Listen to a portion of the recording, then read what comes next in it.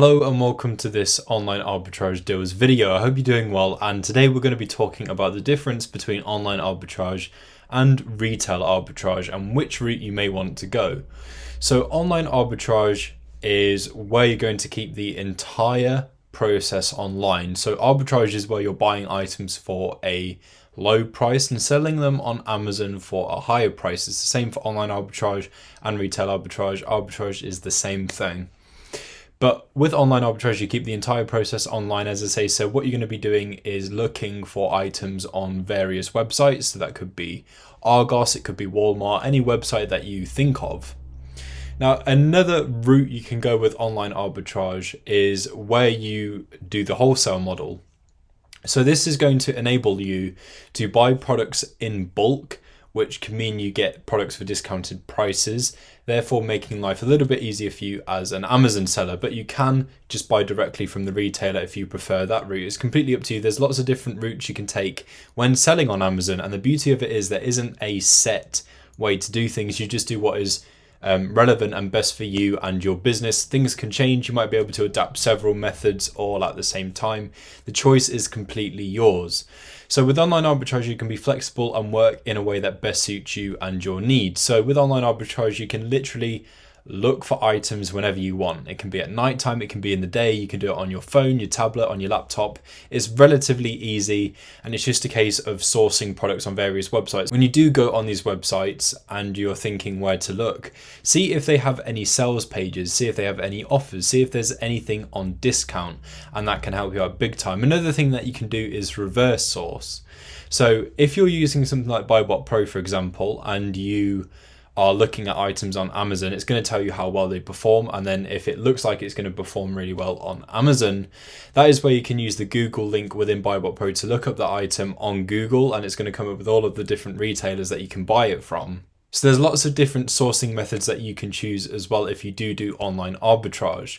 The only disadvantage to something like online arbitrage, well, there really isn't any, except from, let's say, if your internet went down for a time whilst the broadband provider was doing work on the lines or something like that. That's the only disadvantage to it, whereby you can't physically access the internet, or maybe something's gone wrong with your device or something like that. Really minute things that won't often happen. So those are really the only disadvantages.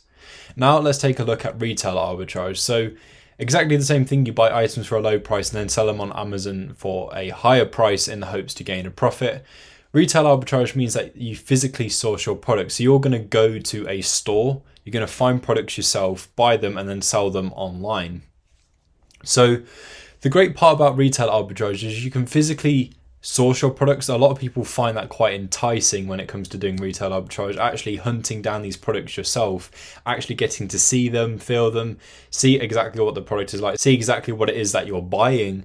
And that is such a massive perk to doing retail arbitrage. You can also uncover deals that you might not find online. So even though there are like sales pages, discounts, offers online, the amazing part of retail arbitrage is the human element.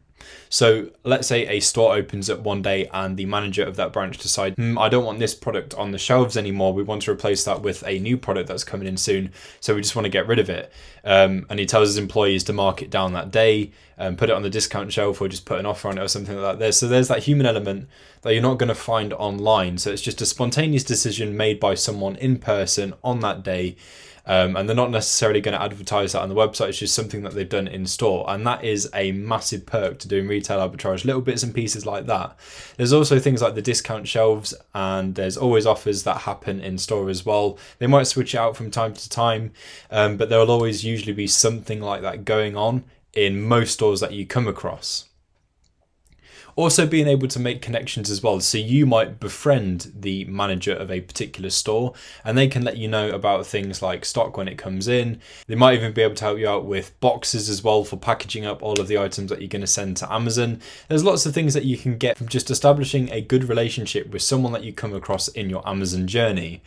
Now, with retail arbitrage, there is a little bit of planning that should be done prior to actually physically sourcing your items. So it's a case of thinking about which stores you are going to visit. Also take into account opening and closing time. So if you're going for a day of retail arbitrage to really make the most of it, let's say that there is a store that closes at 5 p.m. and there's also another store that closes at 6 p.m. You probably want to visit the one that closes at 5 p.m. first before you go to the one that closes at 6 p.m. So just sort of ordering the stores that you're going to visit. Also take into account things like fuel costs. That can be a slight disadvantage. So you are traveling to that store yourself, you have to plan your route, and sometimes you will travel to a certain store and you might feel like you've been let down. There might not really be anything there for you. So if you do a bit of research in advance, check out the stores that you want to visit, see if they are perhaps selling anything, because they might have more for sale than what they're advertising online. So if you see what is on sale on the website, that can give you an idea of where to visit. So those are the differences between retail arbitrage and online arbitrage. Now, which one can you do? Well, the answer is really simple. You can do both, or you can do one or the other. There isn't a right or wrong answer. And again, the beauty of Amazon is you can take any route that you like and you can do multiple methods at the same time. So let's say you're doing retail arbitrage during the day and you still want to do some sourcing, but obviously the stores have closed. What are you going to do? Do a bit of online arbitrage. Look at websites, see what you can buy from them to sell on Amazon.